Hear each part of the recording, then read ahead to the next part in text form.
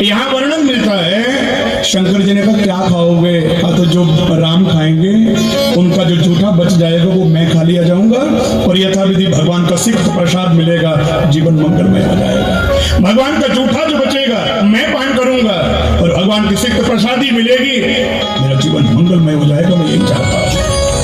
शंकर भगवान वहां से चले गए, लेकिन वर्णन मिलता है कैलाश जाकर के पहुंचे। अब यही बात जब पार्वती से कह रहे थे, देवी शंकर मदारी बन गए, खेल दिखाने वाले बन गए।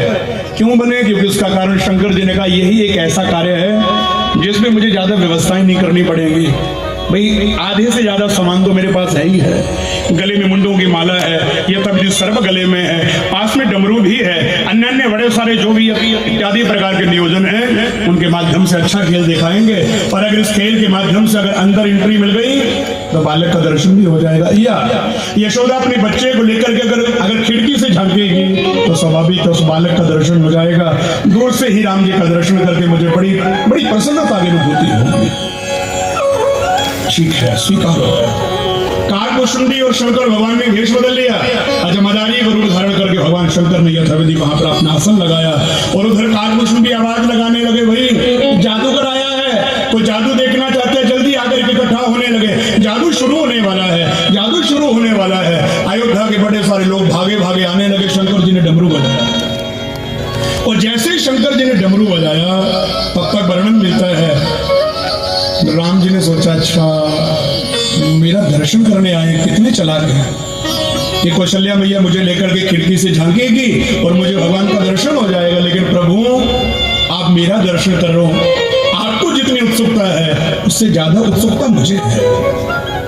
आप मेरा दर्शन करने आए हो, आपको जितनी उत्सुकता है, आपके हृदय में जितना प्रेम है, उससे ज्यादा प्रेम मेरे हृदय में है। मैं भी आपका दर्शन करना चाहता हूँ, लेकिन अगर आपने दर्शन कर लिया तो मैं वंचित रह जाऊंगा, इसलिए बाहर से नहीं एंट्री भीतर करनी पड़ेगी। ये सोच करके राम जी रोने लगे, खेल बिगाड़ दिया। राम जी जब रोने लगे जोर जोर से तो यथाविधि भैया ने कहा, भैया डमरू कौन बजा रहा है, इसको कौन दूर जाए, बच्चा उठ गया मेरा। और ये कहकर के यथाविधि सैनिकों को भेजा तो शंकर भगवान जो भी खेल दिखाने ही लगे थे, सारा खेल बिगड़ गया। वहां के लोगों ने डमरू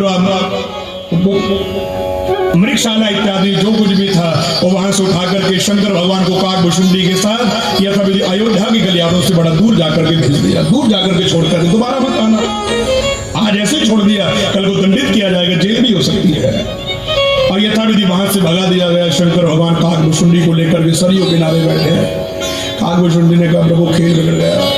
हाँ खेल बिगड़ गया, अब दर्शन कैसे होगा? का कुछ और करेंगे, कुछ और बनते हैं। कब तक बनेंगे प्रभु? जब तक काम न बन जाए तब तक बनते रहेंगे। जब तक हमारा काम न बन जाए तब तक कोई ना कोई चरित्र धारण करते ही रहेंगे, कुछ बनते ही रहेंगे। आज नहीं तो कल राम का दर्शन पक्का हो जाएगा। का प्रभु क्या बनेगा कल की कल सोची जाएगी। अगला दिन प्रातः काल, यथाविधि वर्णन मिलता है, अगले दिन का प्रातः काल का समय हुआ। काकभूषुंडी ने कहा, प्रभु कैसे एंट्री होगी, क्या करें, कोई तरीका? तो ऐसे करते हैं, आज ज्योतिषी बनते हैं। शंकर ज्योतिषी बने और यथाविधि अपने शिष्य काकभूषुंडी को साथ लेकर के आज फिर अयोध्या के गलियारों में आकर के पहुंचे। काकभूषुंडी जो चेला बने हैं उन्होंने आवाज लगाई, वही महान पंडित शंकर दास जी महाराज आपके यहाँ आए हैं। साल में एक ही बार हिमालय से उतरते, बड़े विद्वान हैं, वर्तमान भूत भविष्य त्रिकाल दृष्टा है, ये सब जानते हैं। और अगर कोई अपना या अपने बच्चों का भाग्य दिखाना चाहता हो तो जल्दी आ जाए, तुरंत चले जाएंगे, समय कम है। स्वाभाविक है, लोगों को अपना भाग्य दिखाने का बड़ा चाव रहता है, और खास करके माताओं को अपने बच्चों का भाग्य दिखाने का बड़ा चाव, बड़ा आनंद आता है। तो यथाविधि माताएं अपने अपने बच्चों को लेकर के आने लगी, बाबा हमारे बच्चे का भाग्य देखो, हमारे बच्चे का भाग्य देखो। बाबा भाग्य तो देख रहे हैं, लेकिन नजरें यशोदा के भवन की ओर हैं कि कोई वहां से निकले, कोई ऐसा व्यक्ति आए जो हमें भीतर लेकर के जाए। तब तक दृष्टि पड़ी यशोदा के भवन की दासी बड़ी तीव्र गति से भाग करके जा रही थी, और जब महलों की ओर जब जाती हुई से देखा, शंकर जी ने कहा, काकभूषुंडी से ये काम की, इसको ला जल्दी, इसको बोल जाकर के कुछ ऐसा बातों के जाल में से फंसा ताकि हमारे पास आए, हमारी बात बने और हमें ये एंट्री करा दी, यही करा सकती है एंट्री।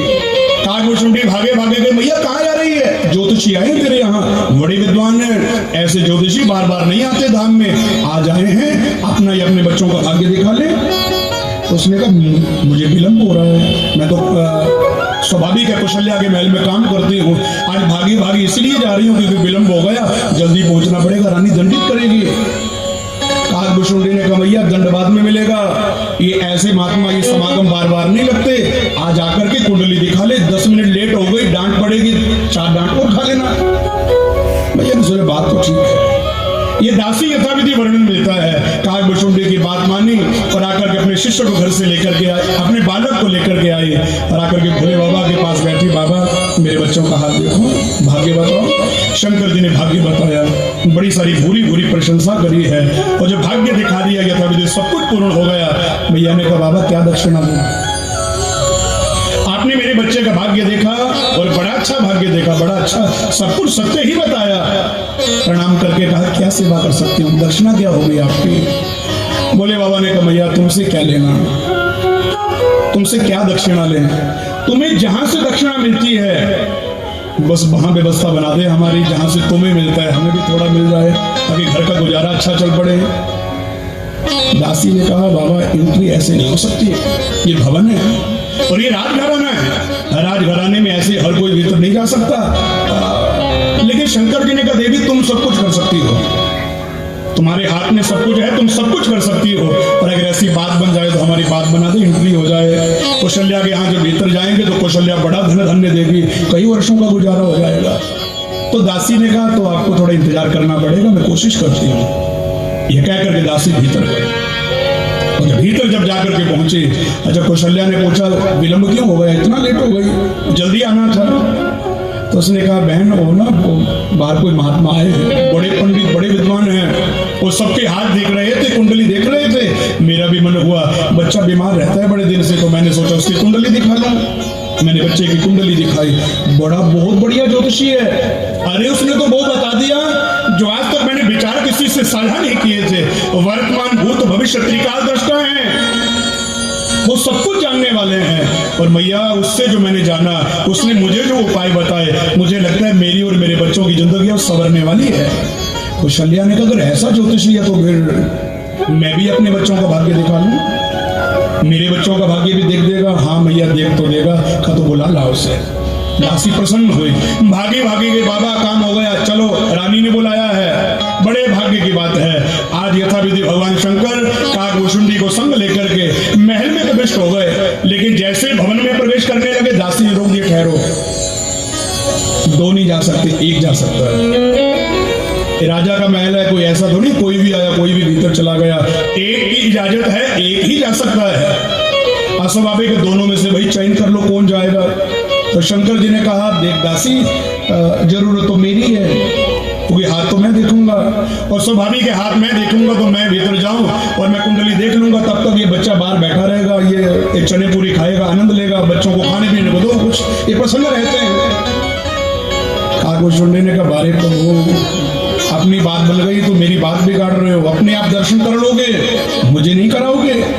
तब तक काकभूषुंडी ने कहा अच्छा कोई बात नहीं प्रभु। तो धीरे से कहा दासी ले जा, काम नहीं बनेगा, 100% नहीं बनेगा, ले जा बाबा को, काम नहीं बनेगा। और मैं 100% कह रहा हूं काम नहीं ही बनेगा। दासी ने कहा क्यों नहीं बनेगा?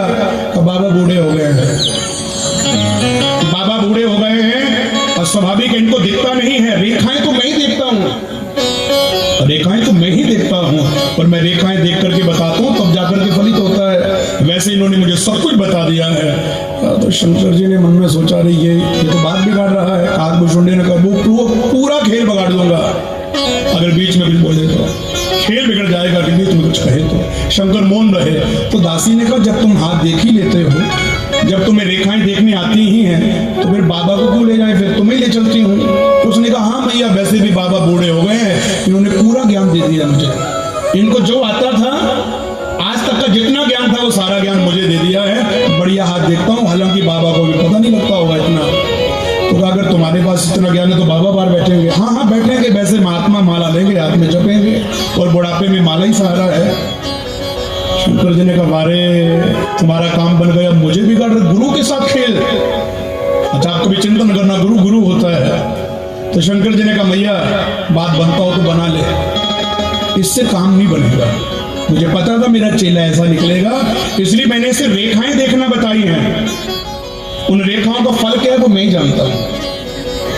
रेखाएं तो सारी जानता है, ये बुध का पर्वत है, ये बृहस्पति का पर्वत है, ये शनि का पर्वत है, ये शुक्र का पर्वत है। इसकी रेखा यहां तक गई तो ये फल होगा, ये रेखा यहां तक गई तो यह फल होगा, यह योग बन रहा है, ये मैं ही जानता हूं। ये रेखाएं बता सकता है, ये फलाना पर्वत है, ये फलानी रेखा, ये फलानी रेखा, ये भाग्य की रेखा, ये आयु की रेखा, ये गृहस्थी की रेखा है। लेकिन इनका फल क्या है मैंने नहीं सिखाया, मुझे पता था ये चेलाबाद में ऐसा निकलेगा। और देख करके भाग्य मैं ही बताता हूँ। काकभुसुंडी ने कहा हाँ भैया बात सही कह रहे हैं बाबा, हाथ मैं देखता हूँ, रेखाएं मैं देखता हूँ और फलादेश ये करते हैं, दोनों को जाना पड़ेगा। तो यथाविधि दासी ने कहा वैसे तो कठिन है लेकिन एक बार कौशल्या से पूछ लूं। भीतर गई तो जाकर के सारी बात बताई। एक बूढ़ा एक बच्चा है, बूढ़ा भाग्य जानता है, फलित उसको बड़ा अच्छा आता है लेकिन रेखाएं नहीं दिखती, उसको बूढ़ा हो गया, चश्मा घर छूट गया, तो दोनों को आना पड़ेगा। कहो तो ले आऊं, कौशल्य नगर ऐसी बात है तो दोनों को ले आओ। और यथाविधि वर्णन मिलता है दासी शंकर भगवान और काकभुसुंडी को दोनों को लेकर के भीतर गई और भीतर जैसे ही पहुंचे शंकर जी की लालसा राम जल्दी आए, मेरी गोदी में पहुंचे, मैं दर्शन करूं। तब तक वर्णन मिलता है यथाविधि मैया पन्ना से उठा करके राम लला को लेकर के आए और राम लला को लाकर के अपनी गोदी में रखा। बाबा भाग्य देखो, बच्चे का भाग्य देखो, मेरे का हाथ पकड़ा, पकड़े रह गए। मैया ऐसे नहीं दिखेगा, गोदी में लेना पड़ेगा बालक को।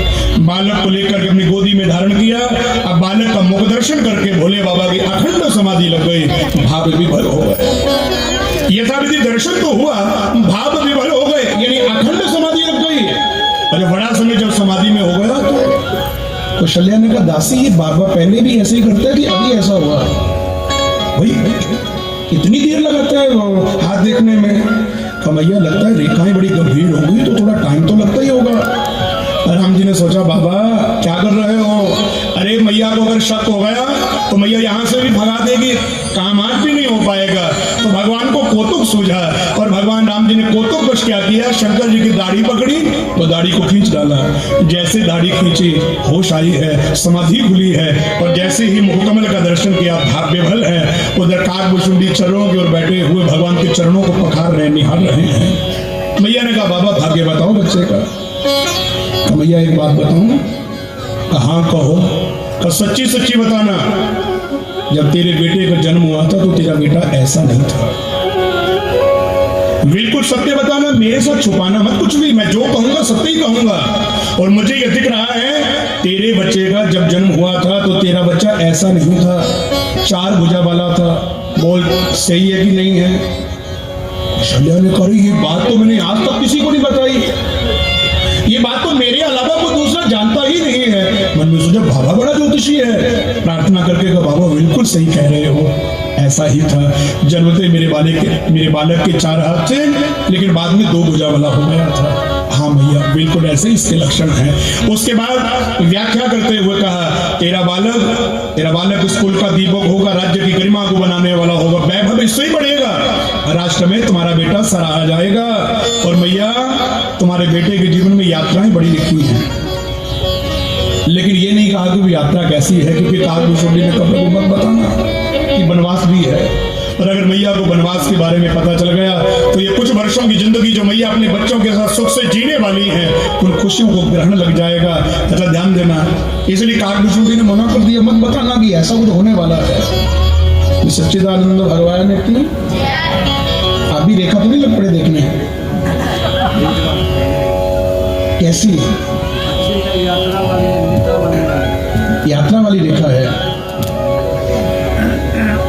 सच्चिदानंद भगवान की अब भाई ये रेखाएं देखते हैं, ये जरा इनका ध्यान कर लीजिए आप।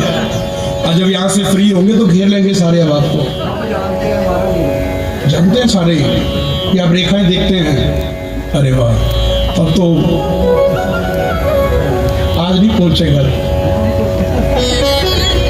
पहले राजा रामचंद्र भगवान की, श्री बांके बिहारी लाल की खैर वर्णन चल रहा था। शंकर भगवान ने हाथ देकर के बड़े सारे परिचय दिए, बड़े बड़े गूढ़ रहस्यों के बारे में उद्घाटित किया है। और फिर कहा मैया तुम्हारे बच्चे के जीवन में यात्राएं बड़ी लिखी हैं। तो मैया ने मन में सोचा राजाओं के जीवन में यात्राएं होती हैं, राजा काम करते रहते, यहाँ वहां जाना पड़ता है, ध्यान नहीं दिया। और फिर कहा मैया तेरे बेटे के भाग्य की एक रेखा बता रही है, कुछ कुछ समय बाद तुम्हारे यहाँ एक महात्मा आएगा तो तुम्हारे बेटे को ले जाएगा। कुछ समय के बाद तुम्हारे राज्य में एक बाबा जी आएंगे तो तुम्हारे बेटे को ले जाएंगे। मैया के नेत्र सजन हो गए। भैया ने सोचा अगर बाबा ले गए और बाबा ही बना दिया मेरे बेटे को, तो मैं तो गृहस्थी बनाना चाहती हूँ, इसका वंश आगे बढ़े, राजघराने में जन्म हुआ है। लेकिन सोचा अगर बाबा ही बन गया तो मैया चिंता मत कर, बाबा नहीं बनाएगा, गृहस्थी बनाएगा। एक महात्मा आएंगे तेरी कुटिया में और तेरे राज्य में यहाँ आकर के तेरे बेटे को साथ लेकर के चले जाएंगे। और जब तेरा बेटा वापिस आएगा तो अकेला नहीं आएगा, बहू साथ लेकर के आएगा। उस महात्मा के द्वारा तुम्हारे बेटे का विवाह करा दिया जाएगा। मैया इतनी हर्षित हुई, इतनी प्रसन्न हुई। मैया ने कहा बाबा कुछ ऐसा करो, वो बाबा भी आज ही आ जाए, आज ही आ जाए, आज ही काम हो जाए। एक माँ के लिए सबसे बड़ी खुशी का दिन ही यह होता है भाई, बच्चों की जल्दी जल्दी विवाह हो जाए, शादियां हो जाएं। माँ कौशल्या ने कहा अगर ऐसा अगर को बाबा आने वाला है और बच्चे का विवाह होने वाला है तो प्रार्थना करके कहा कुछ ऐसा करो बाबा आ जाएं, आज ही विवाह हो जाए, आज ही बहू घर में आ जाए और आज ही मेरा जीवन मंगलमय आ जाए, आज ही मेरी अयोध्या में बधाइयां बजने लगे। भैया ऐसे नहीं आएगा, टाइम लगेगा इत्यादि वर्णन मिलता है। बड़े सारे भाष्यों को परिभाषित किया है और परिभाषित करने के बाद मैया कौशल्या ने काकभूषुंडी इत्यादि को, भोले बाबा इत्यादि को बड़े सारे धन धान्य शफियां इत्यादि प्रदान करी। धन धान्य से सराहा है और बधाइयां इत्यादि दक्षिणा इत्यादि जब प्रदान हुई तो वर्णन मिलता है शंकर भगवान वहां से बधाइयां इत्यादि लेकर के वापिस आने लगे। काकभूषुंडी ने कहा मैं नहीं जाऊंगा, मैं नहीं जाऊंगा। क्यों? यही रहना है। अरे कैसे रहोगे, किसके यहाँ रहोगे? कहा बस इस अयोध्या में कहीं जहां कहीं दिल करेगा, कहीं किसी कोटर में रह लूंगा, कहीं किसी छत पे बैठ जाया करूंगा, जहां भी मन करे, जहां भी कुछ हो बाहर रह लिया करूंगा, लेकिन अयोध्या छोड़ करके मुझे नहीं जाना, मैं अयोध्या में ही रहूंगा। अच्छा आप कभी चिंतन करना, यहाँ वर्णन मिलता है शंकर जी ने कहा क्या खाओगे? कहा तो जो राम खाएंगे उनका जो जूठा बच जाएगा वो मैं खा लिया जाऊंगा और यथाविधि भगवान का सिक्त प्रसाद मिलेगा, जीवन मंगलमय हो जाएगा। भगवान का जूठा जो बचेगा मैं पान करूंगा और भगवान की सिक्त प्रसादी मिलेगी, मेरा जीवन मंगलमय हो जाएगा, मैं यही चाहता हूं। शंकर भगवान वहां से चले गए, लेकिन वर्णन मिलता है कैलाश जाकर के पहुंचे। अब यही बात जब पार्वती से कह रहे थे देवी ये बात मैंने आज तक किसी को नहीं बताई। पार्वती मैया ने कहा वो तो बात सही है, लेकिन वो दासी कौन थी? वो तो बात सही है, लेकिन वो दासी कौन थी जिसने दर्शन कराया? शंकर जी ने कहा दासी मतलब कन्हैया जो भीतर लेकर के गई थी, जिसने एंट्री करवाई थी। तो शंकर जी ने कहा मैं समझा नहीं।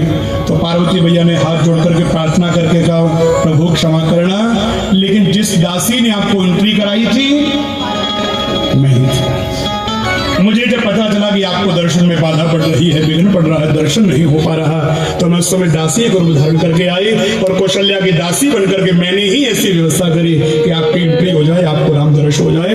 ये मेरे ही द्वारा किया गया था। मैया के नेत्र से हो गया ये दिव्य प्रसंग। अच्छा आपको भी चिंतन करना हो उधर काकभूषुंडी अयोध्या में रहे। शास्त्र वर्णन करता है जब जब राम जी का जन्म जिस जिस कल्प में होता है उस कल्प में आनंद रामायण कहती है वर्ष तक काकभूषुंडी अयोध्या में रहते हैं, 5 साल तक जाते नहीं है, 5 वर्ष तक उनका अयोध्या में ही रहना होता है।